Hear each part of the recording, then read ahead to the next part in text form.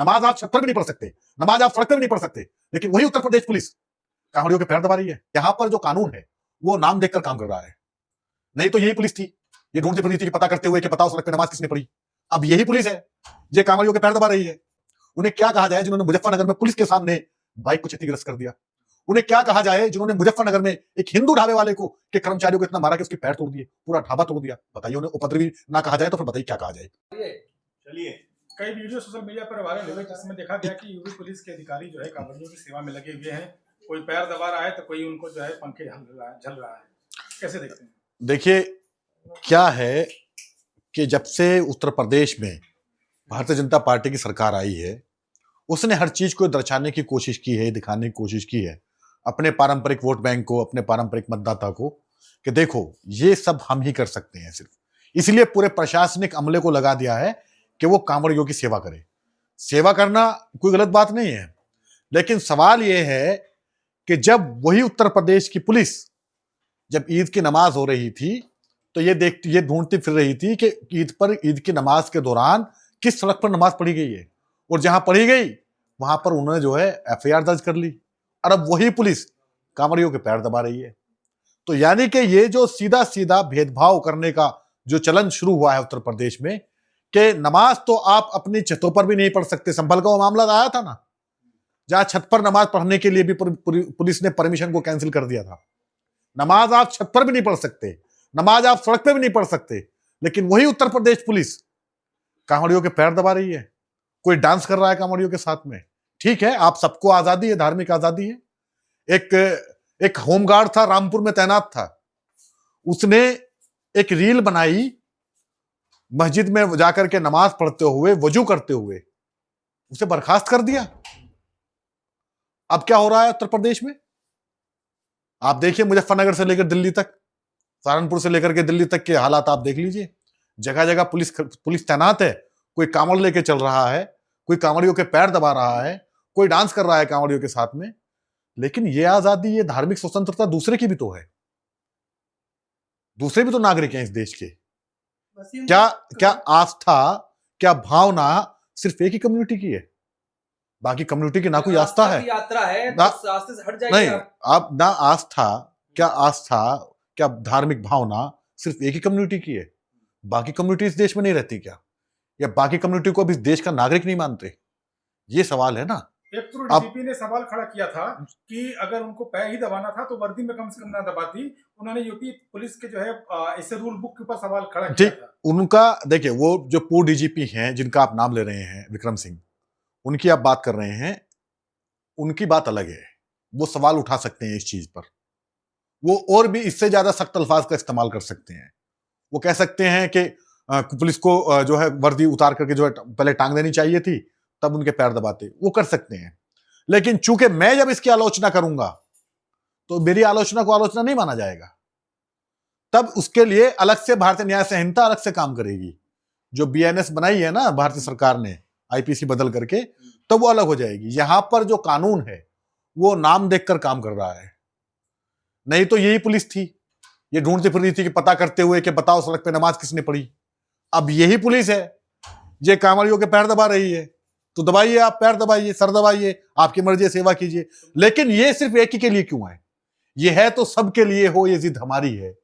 बस एक बात पर दुनिया से जंग जारी है। मुख्यमंत्री कह रहे हैं उपद्रवी ना कहिए उनको, शांति।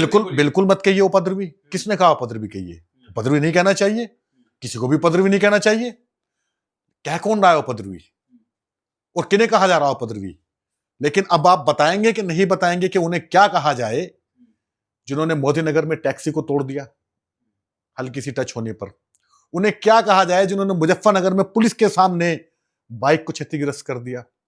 उन्हें क्या कहा जाए जिन्होंने मुजफ्फरनगर में एक हिंदू ढाबे वाले को के कर्मचारियों को इतना मारा कि उसके पैर तोड़ दिए, पूरा ढाबा तोड़ दिया? बताइए, उन्हें उपद्रवी ना कहा जाए तो फिर बताइए क्या कहा जाए? शब्द भी तो दीजिए ना विकल्प के तौर पे कि नहीं, उपद्रवी नहीं कहिए। जैसे मध्य प्रदेश सरकार ने, जो भाजपा की सरकार है, उसने कहा कि आवारा पशु नहीं कहा जाएगा। ठीक है, नहीं कहा जाएगा, विकल्प बताइए क्या कहा जाएगा? उपद्रवी नहीं कहा जाएगा। पत्थरबाज, अगर कोई पत्थर मार रहा है उसे पत्थरबाज नहीं कहा जाएगा, तो विकल्प बता दीजिए कि ये कहा जाएगा। आप एक रूल बुक जारी कर दीजिए, एक स्टाइल बुक आप जारी कर दीजिए, उसी का मीडिया भी उसी को फॉलो करे और बाकी समाज भी उसी को फॉलो करे। जैसे मिसाल के तौर पर जो चैन स्नेच करता है उसे स्नेचर बोलते हैं, जो चोरी करता है उसको चोर बोलते हैं।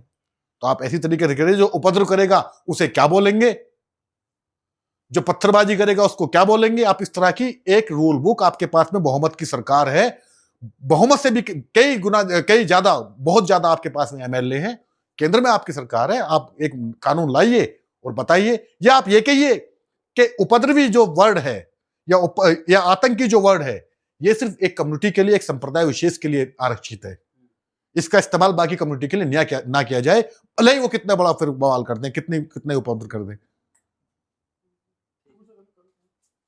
लेकिन जब मुहर्रम का जुलूस होता है, उसमें कोई घटना होती है, तो मुख्यमंत्री का बयान आता है, ये तो लातों के भूत हैं, ऐसे नहीं मारेंगे, उन पर डंडा चलाइए, और यहाँ पर जो कुछ ये दुर्भाग्य की बात है। देखिए, सरकार सबकी होती है। जब भारत का कोई भी आदमी, किसी भी राज्य का मुख्यमंत्री या कोई मिनिस्टर या कोई सांसद एमएलए शपथ लेता है, तो वो कहता है मैं बिना अनुराग और द्वेष के अपने कर्तव्य का निर्वहन करूंगा। ये वो शपथ लेता है, तब वो उस पद को ग्रहण करता है जिस पर वो बैठता है। और अगर उस शपथ को लेने के बाद में कोई एक आदमी मुहर्रम के जुलूस वालों के लिए अलग भाषा का इस्तेमाल कर रहा है, और कांवड़ में जो उपद्रव किया जिन्होंने, उनके लिए अलग भाषा का इस्तेमाल कर रहा है, तो समझ जाइए कि वो संविधान से गद्दारी कर रहा है। और ये संविधान से गद्दारी है।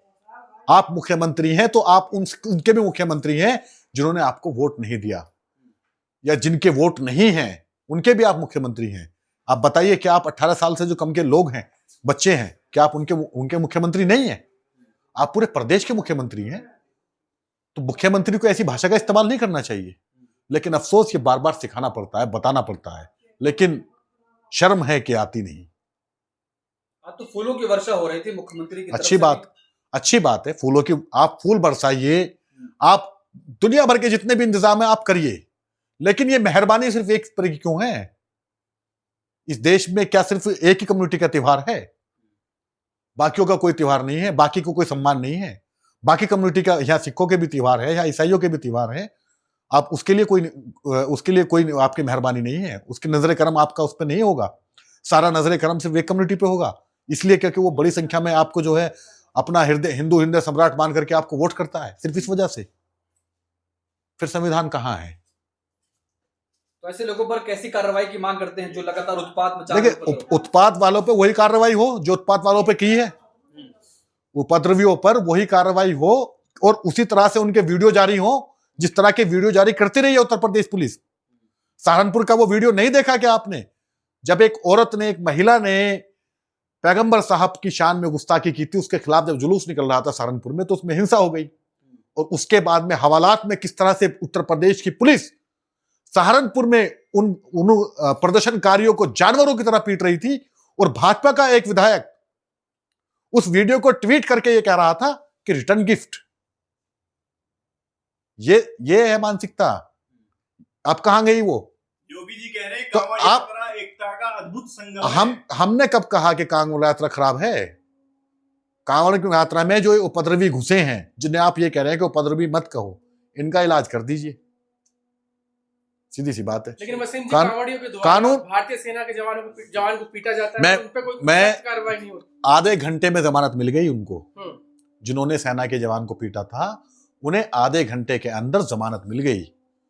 मैं सहारनपुर की घटना का जिक्र इसलिए कर रहा था कि सहारनपुर में जब हिंसा हुई थी, उस हिंसा में छुटपुट घटना घटी थी हिंसा की, और उसमें हवालात में बंद करके किस तरह से मुस्लिम नौजवानों को पीटा गया था, उसका वीडियो सोशल मीडिया पे वायरल हुआ था। और भाजपा के एक विधायक ने उसे कहा था कि रिटर्न गिफ्ट है, उत्तर प्रदेश पुलिस ने दिया है। और वही उत्तर प्रदेश पुलिस आधे घंटे में जमानत मिल जाती है, वो उसको अपोज नहीं कर पाती। अभी प्रयागराज में भीम आर्मी के कार्यकर्ता प्रदर्शन कर रहे थे, प्रदर्शन में हिंसा हो गई, 51 लोग जेल गए हैं, गैंगस्टर और एनएस से लगा उनके ऊपर, और यहां पर जमानत मिल जा रही है। ये तो बहुत बड़ी गनीमत समझो कि एफआईआर दर्ज हो गई थी तब जमानत मिली है।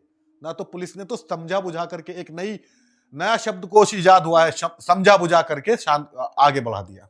समझा बुझा करके पिछले हफ्ते की जो घटनाएं मिलेंगी आपको, जिसमें इन कांवड़ियों ने हल्की गाड़ी से टच होने पर या कुछ और होने पर कांवड़ खंडित का आरोप लगाकर जिस तरह से उत्पात मचाया, तो उसमें पुलिस की तरफ से एक बयान आता था कि समझा बुझाकर, कांवड़ियों को समझा बुझाकर पुलिस ने रवाना कर दिया।